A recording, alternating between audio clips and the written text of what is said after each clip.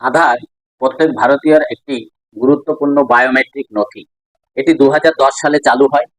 যে কোনো সরকারি কাজকর্মের আধার কার্ড প্রয়োজন, অর্থাৎ অন্যতম পরিচয়পত্র এবং স্থায়ী বসবাসের ঠিকানা।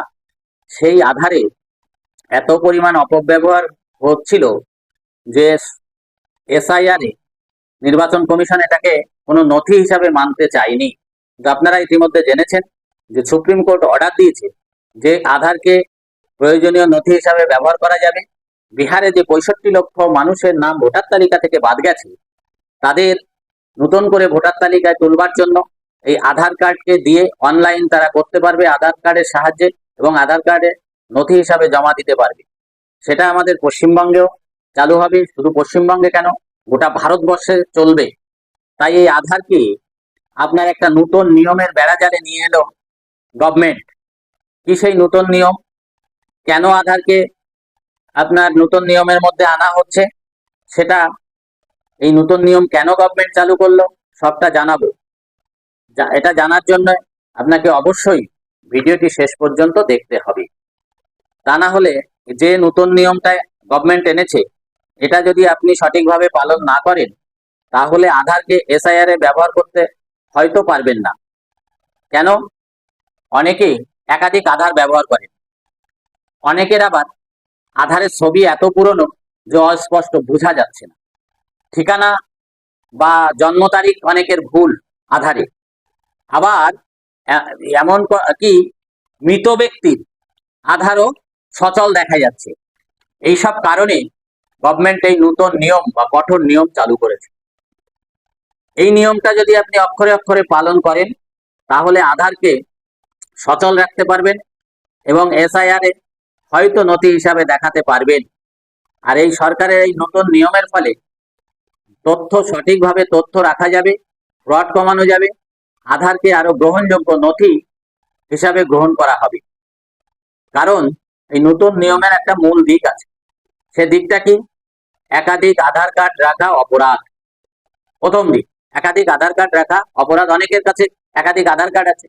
আবার অনেকে দেখেছেন ব্যাংকিং পরিষেবায় যে যখন আপনি হাতের ছাপ দিয়ে টাকা তুলতে যান, রেখা আসে না, ছাপ আসে না।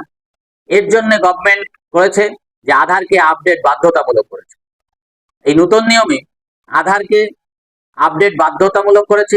আপনার আধার যদি আপডেট না থাকে, তাহলে আপনি অনেক রকম সরকারি পরিষেবা থেকে বঞ্চিত হবে।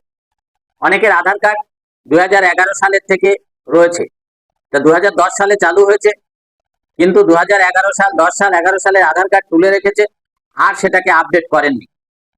তাহলে আপনার হাতের রেখা উঠবে কি করে? বায়োমেট্রিক আপনি প্রমাণ করবেন কি করে? তাই আধারকে আপনাকে আপডেট করতে হবে সরকারি নিয়ম অনুসারে। প্রতি 10 বছর অন্তর এটাকে আপডেট করতে হয়। তা যাদের আধার কার্ড 10 বছরের বেশি হয়ে গেছে, তারা অবশ্যই বায়োমেট্রিক আপডেট করবেন। তা না হলে আপনার সরকারি পরিষেবা, সমস্ত ধরনের সরকারি পরিষেবা বন্ধ হয়ে যেতে পারে। ব্যাংকিং পরিষেবা বন্ধ হতে পারে, সাবসিডি বন্ধ হতে পারে, পেনশন বন্ধ হতে পারে। নাগরিক নানাবিধ যে পরিষেবাগুলো আপনি পান, সবই আধার কার্ডের মাধ্যমে পান। সুতরাং আধার কার্ড যদি বন্ধ হয়ে যায়, তাহলে আপনার সবকিছু বন্ধ হয়ে যাবে। তাই আধার কার্ডকে আপনি অবশ্যই আপডেট করে নেবেন।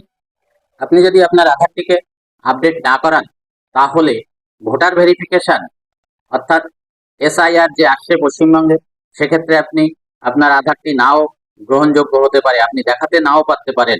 কারণ গভর্নমেন্ট যে নতুন নিয়ম এনেছে, প্রতি 10 বছর অন্তর এই আধারকে আপডেট করাতেই হবে, বাধ্যতামূলক।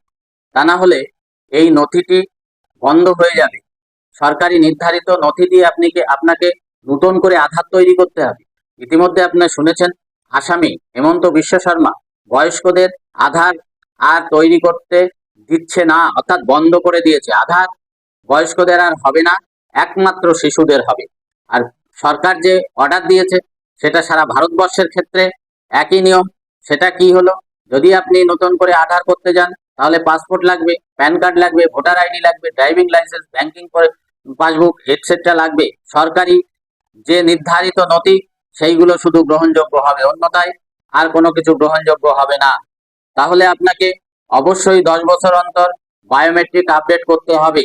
আর এখন তো যাদের হাতের ছাপ মেলে না, তারা অবশ্যই করে নেবেন। হাতের ছাপ যাদের আসে না, অনেক সময় সমস্যা হয়, উঠতে চায় না। ব্যাংকিং পরিষেবায় যে যখন টাকা তুলতে যান তখন হাতের ছাপ অনেকেরই মেলে না। সুতরাং আপনারা অবশ্যই আপনাদের আধার কার্ডটিকে বায়োমেট্রিক আপডেট করে নেবেন। তা না হলে আপনার এই যে এসআইআর আসছে, সেখানে যদি আপনার আধারটি গ্রহণযোগ্য না হয় তাহলে সমস্যায় পড়বেন। কারণ অনেক কষ্টে, অনেক চেষ্টায়, সুপ্রিম কোর্টের অর্ডারে আজ আধারকে মান্যতা দেওয়া হয়েছে। নিশ্চয়ই আমাদের পশ্চিমবঙ্গে মান্যতা থাকবে। তাই আপনাকে আপনার নিকটস্থ কোনো আধার কেন্দ্রে যেতে হবে বা সিএসসিতে সেন্টারে যেতে হবে। এখানে যে আপনার আধারটিকে বায়োমেট্রিক আপডেট করতে হবে। নির্দিষ্ট ফর্ম ফিল আপ করে নথিপত্র জমা দিয়ে বায়োমেট্রিক ছাপ দিয়ে আপনি ছবি দিয়ে নতুন ছবি তুলে নতুন করে আপনার আধারটিকে আপডেট করে নিন এবং কয়েকদিনের মধ্যে আপনার আধার কার্ড বাড়ি আসবে অথবা আপনি অনলাইন থেকে তুলে নেবেন। এই তথ্যটি আপনাদের জানানো ছিল, জানালাম। অবশ্যই আপনারা আপনাদের আধার কার্ডটিকে আপডেট করবেন আগত এসআইআর এর কথা ভেবে। আপনারা যাদের আধার কার্ড আপডেট নেই অবশ্য করে নেবেন এবং ভিডিওটি ভালো লাগলে বেশি বেশি করে শেয়ার করবেন, জনস্বার্থে প্রচার করবেন। ভালো থাকুন, সুস্থ থাকুন। ধন্যবাদ সবাইকে।